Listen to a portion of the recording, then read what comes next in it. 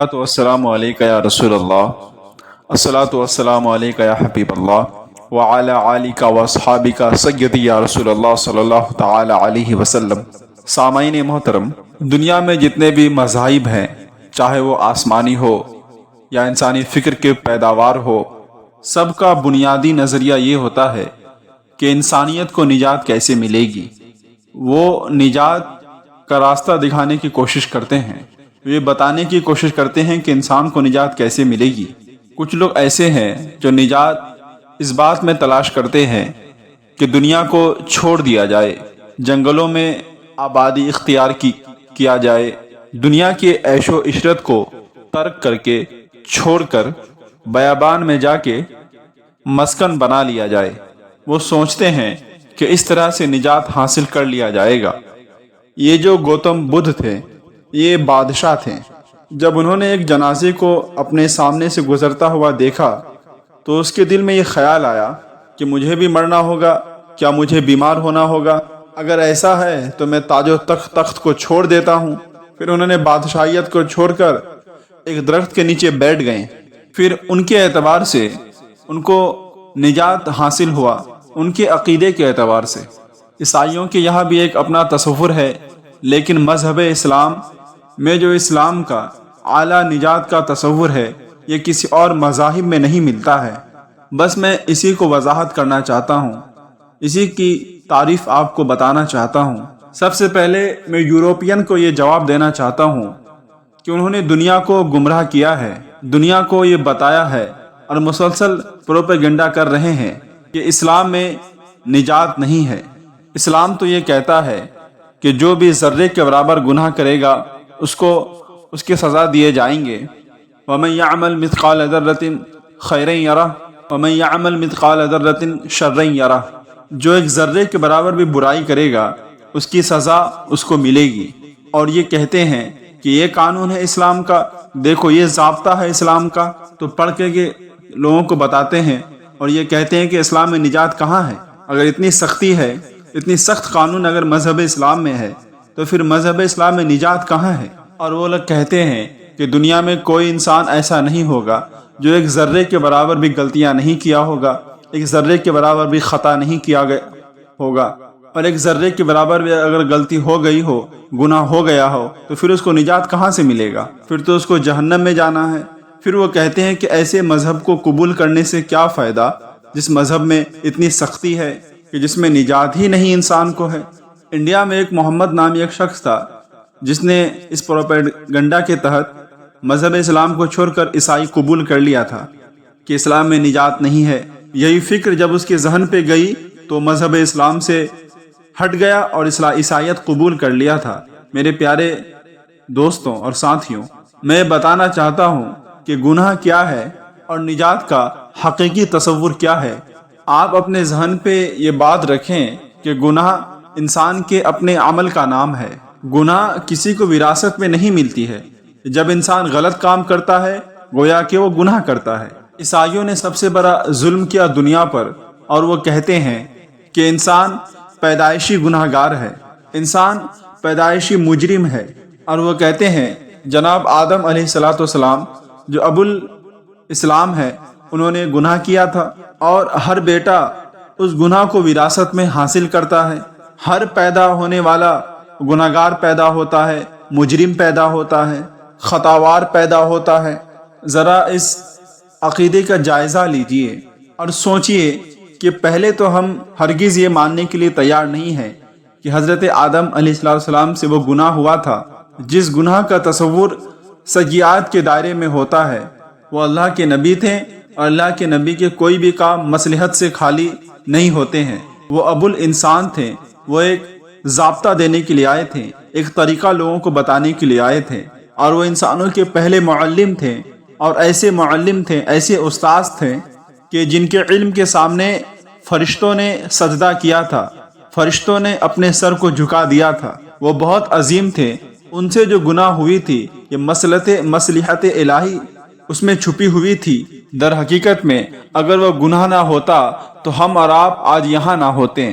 اپنے دل میں ہاتھ رکھ کے بتائیے، کیا آپ نے دنیا میں کوئی ایسا گناہ دیکھا ہے جس کے نتیجے میں آبادیاں ہوتی ہے۔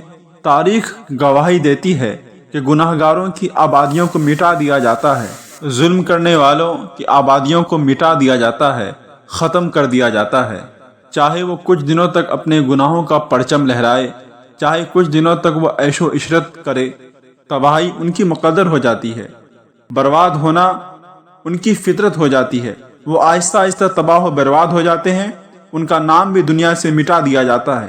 لوگ کہتے ہیں کہ آج مغرب دنیا بہت ہی گناہ کرتی ہے، وہاں کے لوگ گناہوں میں مبتلا رہتے ہیں، پھر بھی مغرب ممالک کے لوگ آگے بڑھ رہے ہیں، ترقی یافتہ ہو رہے ہیں، سپر پاور کہلا رہے ہیں۔ میں ان کو کہنا چاہتا ہوں کہ شاید آپ نے تاریخ کا مطالعہ نہیں کیا ہے، حالتوں کا جائزہ نہیں لیا ہے کہ ان کو ترقی کرنے سے 300 سال سے زیادہ نہیں ہوئے ہیں، اور مسلمانوں نے 1200 سال تک دنیا میں امن و انسانیت کے ساتھ حکومت کیا ہے۔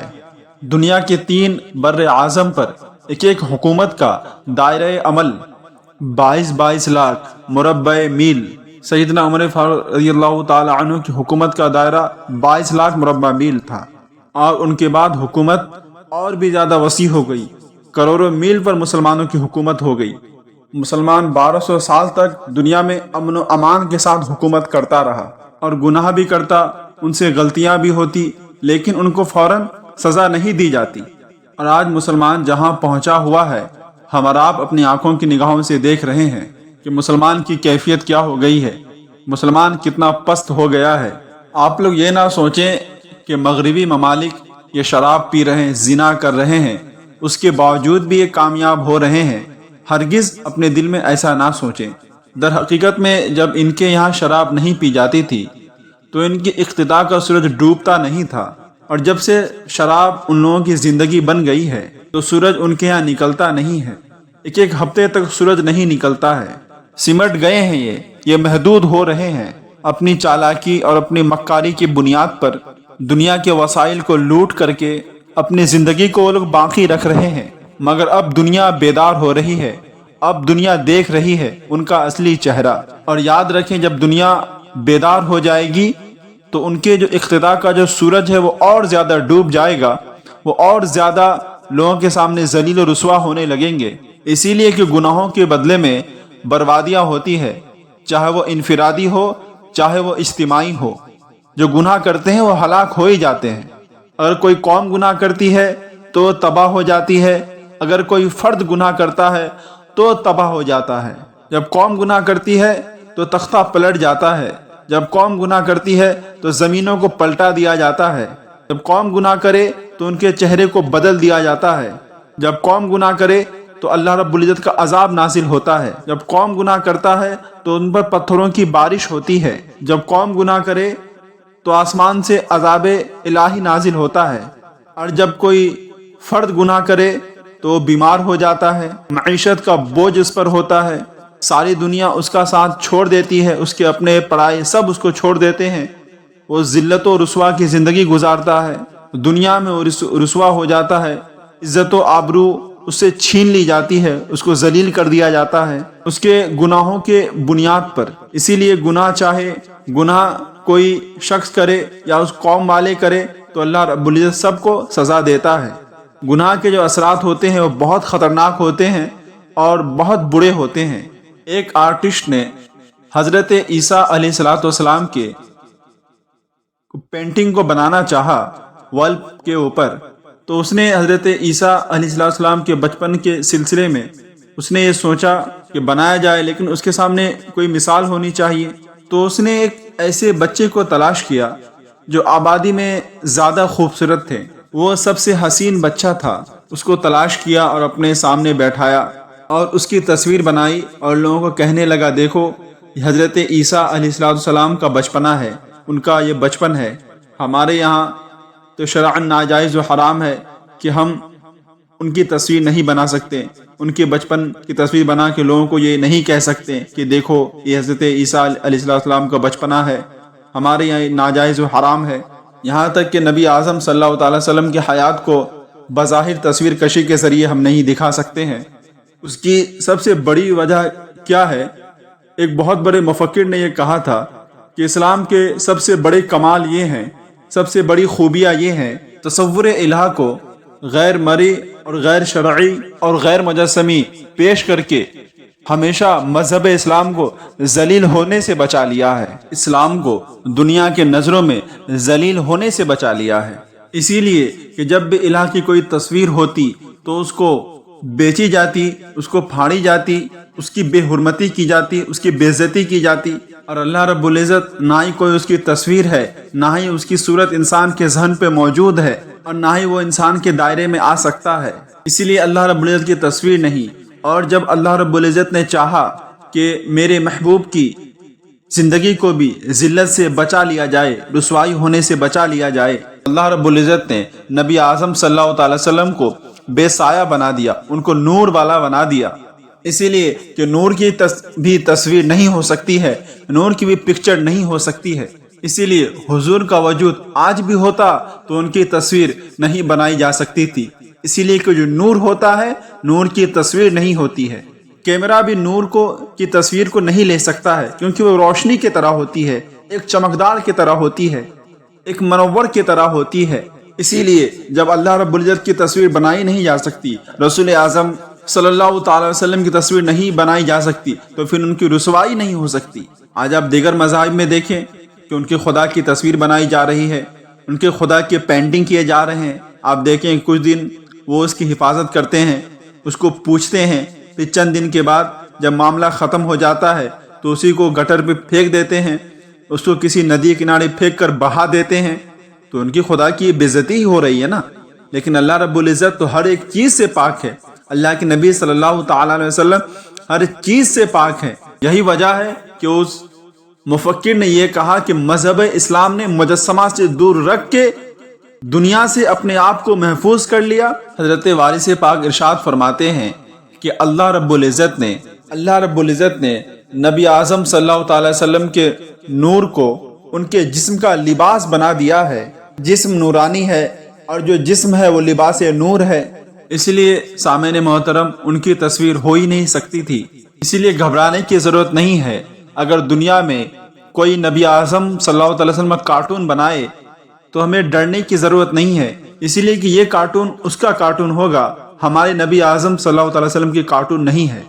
یہ فکر اس کی فکر ہوگی، یہ تصویر اس کی فکر ہوگی جو اس کے ذہن پہ موجود ہے، لیکن نبی اعظم صلی اللہ تعالی وسلم ہر ایک چیز سے پاک ہے، اسی لیے کہ جب ان کی تصویر ہی نہیں ہے تو ان کا کارٹون کیا ہوگا۔ اللہ رب العزت ہم سبوں کو ان لوگوں سے بچائے۔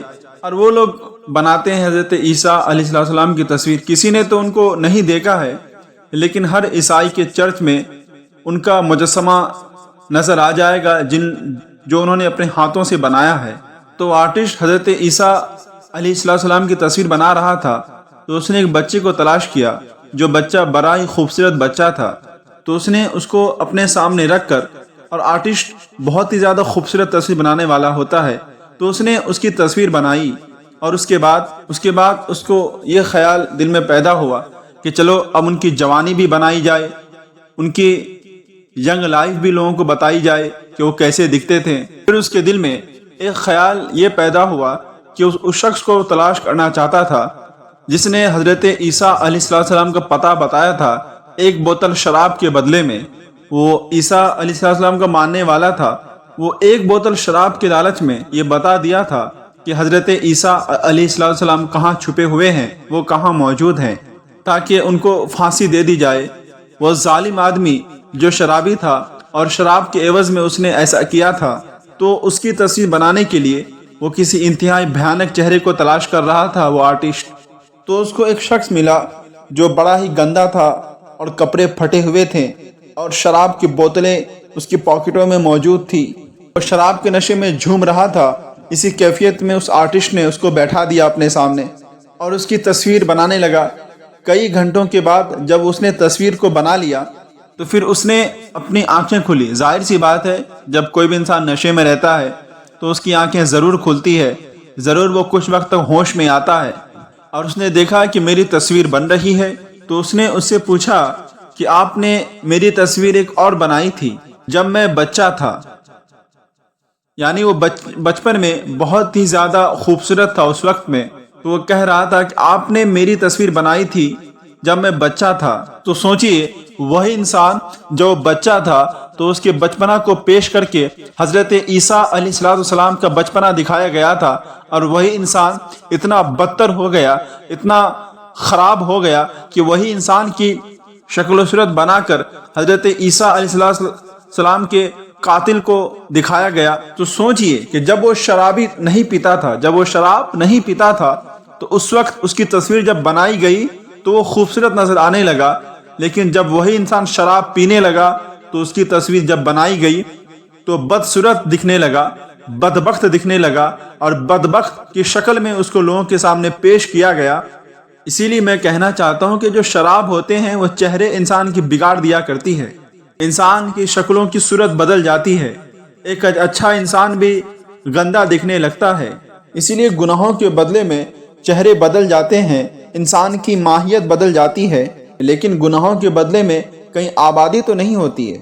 کیا آپ دل میں ہاتھ رکھ کے بولیں، ایسی کوئی آبادی دیکھی ہے جہاں گناہ کر رہا ہو اور آبادیاں بڑھتی جا رہی ہو؟ اسی لیے یہ حضرت آدم علیہ السلام کا ایک ایسا گناہ ہے کہ اس گناہ کے بدلے ہم ہوئے، آپ ہوئے، دنیا میں جتنے بھی مخلوق حیوان ناطق ہیں، سب اسی گناہ کے بدلے میں اللہ رب العزت نے پیدا کیا ہے۔ انسانوں کو اللہ رب العزت نے اسی گناہ کے بدلے میں پیدا کیا ہے۔ نہ ہی ان سے غلطی ہوتی، اور نہ ہی وہ جنت سے اتارے جاتے ہیں، اور نہ ہی ہمارا اور آپ کا وجود ہوتا۔ حضرت آدم علیہ السلام زمین پر نہ آتے تو جو ہمارا آپ دیکھ رہے ہیں کچھ بھی روئے زمین پر نہیں ہوتا۔ جس ذات نے زمین کا سینہ انسانوں سے بھر دیا ہے، حقیقتاً وہ ذات گناہگار نہیں ہو سکتی، مگر عیسائی کہتے ہیں کہ وہ گناہگار ہیں، انہوں نے دنیا میں گناہ کیا ہے۔ یہ عقیدہ ہے عیسائیوں کا، اور ان کے عقیدے کے اعتبار سے جو بھی پیدا ہوتا ہے سب گناہگار پیدا ہوتا ہے، سب مجرم پیدا ہوتا ہے، سب ظالم پیدا ہوتا ہے، سب خطاکار پیدا ہوتا ہے۔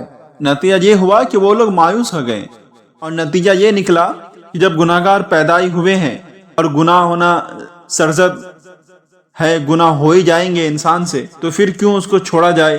کیوں پھر عیش و عشرت کو چھوڑ دیا جائے؟ کیوں نہیں جوانی کے مزے لیے جائے؟ تو وہ لوگ گناہ میں ڈوب گئے اور دن رات گناہ کرتے رہتے ہیں۔ اس لیے یاد رکھیں کہ مایوسی انسان کو گناہوں میں ڈبو دیتی ہے، انسان مایوس ہونے کے وجہ سے گناہوں میں مبتلا ہو جاتا ہے۔ اسی لیے اللہ رب العزت نے قرآن کریم میں ارشاد فرمایا کہ لا تقنطوا من رحمت اللہ، کہ خبردار اللہ رب العزت کی رحمتوں سے مایوس نہ ہونا۔ کتنے ہی گناہگار کیوں نہ ہو جاؤ، لیکن اللہ رب العزت کی رحمتوں سے مایوس نہ ہو۔ اسی لیے کہ انسان اگر مایوس ہو جائے گا تو انسان اور زیادہ گناہ کرے گا، انسان گناہ پہ گناہ کرے گا۔ اگر انسان کو یقین ہو جائے کہ اللہ رب العزت واقعی میں مجھے دوزخ دے گا تو اور گناہ کرے گا، اس کو یقین ہو جائے کہ اللہ رب العزت مجھے سزا دے گا تو اور وہ گناہ کرے گا، اس کو یقین ہو جائے کہ ہمیں نجات نہیں ملے گی تو اور گناہ کرے گا۔ اسی لیے کہ مایوسی بھی انسان سے گناہ کراتی ہے، اور امید بھی انسان سے گناہ کرواتی ہے۔ اور انسان کو یقین ہو جائے کہ مجھے نجات تو ملنی ہی ہے، اس کو یقین ہو جائے کہ میری مغفرت ہو ہی جائے گی، چاہے میں کتنا بھی زیادہ گناہ کیوں نہ کر دوں، تو بھی انسان زیادہ گناہ کرے گا۔ تو انسان کبھی گناہ کرے گا، کبھی توبہ کرے گا، کبھی گناہ کرے گا، کبھی توبہ کرے گا۔ اسی لیے اللہ رب العزت کی رحمی کا سہارا لے کے گناہ پہ گناہ کرنا یہ بہت بڑا ظلم ہے، اور یہ گناہ کو کئی گنا بڑھا دیتا ہے۔ اسی لیے جو مایوس رکھتے ہیں وہ بھی مجرم ہے، اور جو اتنی امید دلا دیتے ہیں بخشے بھی جائیں گے وہ بھی مجرم ہے۔ اسی لیے کہ جو اسلام ہے وہ درمیان میں ہے۔ اگر انسان سے ماضی میں گناہ ہو جائے، پاسٹ میں اس سے گناہ ہو جائے، تو انسان کو امید رکھنی چاہیے کہ اللہ رب العزت گناہوں کو معاف کر دے گا، اور پھر گناہ نہ کرو، ایسا نہ ہو کہ پکڑ لیے جاؤ، کہیں ایسا نہ ہو کہ سزا دے دیا جائے، کہیں ایسا نہ ہو کہ جکڑ لیے جاؤ، گرفت کر لیے جاؤ۔ اسی لیے قرآن کریم نے ایک ترتیب رکھی ہے، الحمدللہ رب العالمین الرحمن الرحیم مالک یوم الدین۔ وہ رحمان الرحیم ہے، بخشنے والا ہے، بے پناہ مہربان ہے، اس کی رحمتوں کی وسعتیں نہیں ہے، اس کی رحمت لا متناہی رحمت ہے، اس کی رحمت اتنی وسیع ہے کہ اس کی وسعت کی کوئی حد نہیں ہے، کوئی لمٹ نہیں ہے۔ لیکن یہ بھی سوچو کہ مالک یوم الدین ہے، یوم جزا کا مالک ہے، کہیں رحمان الرحیم سمجھ کر کے گناہ میں ڈوب نہ جاؤ، گناہوں میں دن رات مبتلا نہ ہو جاؤ، بلکہ پکڑے بھی جا سکتے ہو۔ ہم اور آپ تو بہت معمولی لوگ ہیں، آپ اندازہ فرمائیں کہ صحابہ اکرام رضوان اللہ تعالی علیہم اجمعین جن کی جنت جانے کا اعلان، جن کو جنتی اللہ کے نبی صلی اللہ تعالی وسلم نے اپنی زندگی میں اعلان کیا اور لوگوں کو بتایا کہ یہ لوگ جنتی ہیں، یہ جنت میں جائیں گے، جنہیں عشرہ مبشرہ نام سے جانا جاتا ہے، پہچانا جاتا ہے، یاد کیا جاتا ہے، وہ صحابہ جو سب سے افضل ہیں۔ اللہ کے نبی صلی اللہ تعالی وسلم نے کھجور کے ایک شاخ ان لوگوں کو دیا، جناب صدیق اکبر کو، اور آپ نے فرمایا یہ تمہارے لیے ہے۔ کھانا چاہتے تھے کہ آپ نے پوچھا کہ صدیق ان تازہ کھجوروں کا تم کو حساب دینا پڑے گا۔ وہ صدیق اکبر، وہ عظیم انسان، ان کے ہاتھ میں کبھی پیدا ہوئی اور وہ کھجور کا ان کے ہاتھ سے زمین پر گر گیا۔ اس قدر خوف آخرت کا ان کے دل میں پیدا ہو گیا۔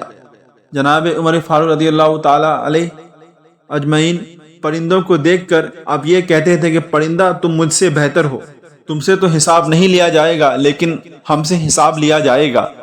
حضرت علی رضی اللہ تعالی عنہ ریت کو اپنے ہاتھ پر لیتے ہیں اور کہتے ہیں تم تو ہم سے بہتر ہو، تمہارا تو حساب نہیں ہوگا۔ حساب کا معاملہ اتنا زیادہ لرزا دینے والا ہوتا تھا کہ بڑے بڑے صحابہ کرام کانپتے رہتے تھے اور اللہ رب العزت سے ڈرتے رہتے تھے، لیکن ان کو امید تھی کہ اللہ کے نبی صلی اللہ تعالی وسلم کے ساتھ ان کا وابستہ ہے، اللہ کے نبی صلی اللہ تعالی وسلم کی رحمت اور ان کی ہر ایک بات پر یقین ہے کہ نبی اعظم صلی اللہ علیہ وسلم کے دامن کرم سے وابستہ ہیں، ان کے لیے جنت کا اعلان کر دیا گیا ہے۔ اس کے باوجود بھی وہ اللہ رب العزت سے ڈرتے تھے، وہ حساب سے ڈرتے تھے۔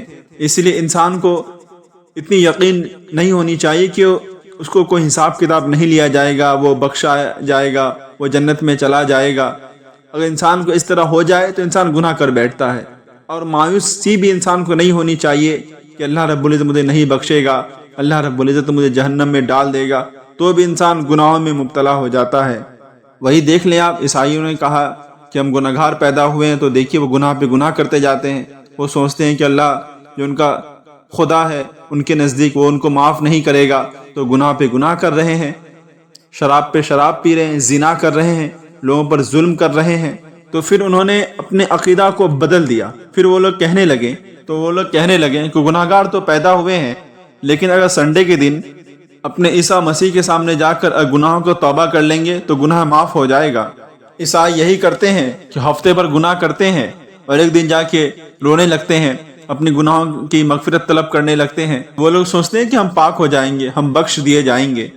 اور اس کے ساتھ جو بھیانک اور خطرناک بات ہے وہ یہ ہے کہ اپنے گناہوں کا اعتراف تمہیں کسی پادری کے سامنے کرنا ہوگا، ان کو بتانا ہوگا کہ تم نے کیا گناہ کیا ہے، ہفتے پر کیا گناہ کیے ہو، پوری کی پوری باتیں کسی پادری کو بتانا ہوگا۔ اور جس کا نتیجہ یہ ہوا کہ نہ جانے کتنے چرچز تھے، کتنے چرچ ایسے تھے کہ ان کے پادریوں نے بڑے بڑے بادشاہوں کو بلیک میل کیا، ان کے گناہوں کو جان لینے کے بعد شہزادیوں کو، شہزادوں کو، جتنے بھی راجہ لوگ رہتے تھے سب کو بلیک میل پادری کرتے تھے۔ جب ان کے گناہوں کو جان لیتے تھے، ان لوگوں نے انسانوں کے سامنے انسان کو شرمندہ کر دیا، انسان کے راز انسان کے سامنے کہہ کے انسان کو ننگا کر دیا، اس کو ذلیل و رسوا کر دیا۔ لیکن قربان جائیے مذہب اسلام کو، نبی اعظم صلی اللہ تعالی علیہ وسلم پر۔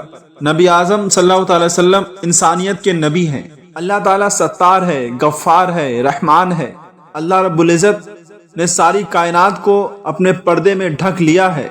آپ نے کبھی سوچا کہ ایک پودے کی اگر اسکن کو ہٹا دیا جائے تو پودا کتنا خطرناک ہو جائے گا؟ اگر جانور کے اسکن کو نکال دیا جائے تو جانور کتنا خطرناک ہو جائے گا؟ ایک انسان اگر اس کے اسکن کو نکال دیا جائے تو وہ کتنا برا لگے گا۔ یہ جو ہمارے جسم پر جو اسکن ہے یہ خدا کی جانب سے ہمارے لیے پردہ ہے، یہ ہر انسانوں کے لیے ہے، جانوروں کے لیے ہے، درختوں کے لیے بھی ہے۔ اس کی ستاری تمام کائنات پر چھائی ہوئی ہے، اور اللہ رب العزت نے ہمارے وجود کو چھپا کے رکھا ہے، تو ہمیں یقین ہے کہ اللہ رب العزت ہمارے گناہوں کو بھی معاف عطا فرمائے گا۔ یہ امید تو ہمیں اللہ رب العزت رکھنا ہی چاہیے، اور ہمیں اپنے دل میں یہ ڈر بھی رکھنا چاہیے کہ ایسا نہ ہو کہ ہم پکڑ لیے جائیں، ایسا نہ ہو کہ ہم گناہوں کے بدلے جہنم میں ڈال دیے جائیں۔ اور مذہب اسلام نے ہمیں یہ نہیں کہا کہ گناہ کرنے کے بعد کسی مولوی کے پاس جاؤ، کسی مفتی کے پاس جاؤ، کسی حاجی قاضی غازی کے پاس جاؤ، ہرگز مذہب اسلام نے ہمیں ایسا نہیں کہا۔ یہ ہو سکتا ہے کہ ہم جا کے ان کی بارگاہ میں دعائیں کرائیں، ان کی بارگاہ میں جا کے روئیں اور ان سے دعا کرنے کو کہیں کہ ہمیں نیک بنا دیں، ہمارے لیے دعا کر دیں کہ اللہ رب العزت میرے گناہوں کو معاف عطا فرمائے، ہم اتنا کہہ سکتے ہیں۔ لیکن مذہب اسلام نے ہمیں اجازت نہیں دی کہ ہم کسی بزرگ کے سامنے جا کے اپنی گناہوں کو بولیں کہ ہم نے یہ گناہ کیا ہے، ہم نے یہ گناہ کیا۔ ہرگز مذہب اسلام ہمیں اس چیز کی اجازت نہیں دیتا ہے۔ جبکہ عالم یہ ہے کہ مذہب اسلام نے ہم یہ کہا ہے کہ جب رات کی تنہائی ہو، تمام لوگ سوئے ہوئے ہوں، تو اللہ رب العزت کی بارگاہ میں آنسوؤں کے 2 قطرے پیش کر دیے جائیں تو یقیناً اللہ رب العزت گناہوں کو معاف عطا فرمائے گا اور اللہ رب العزت جنت میں اعلیٰ سے اعلیٰ مقام عطا فرمائے گا۔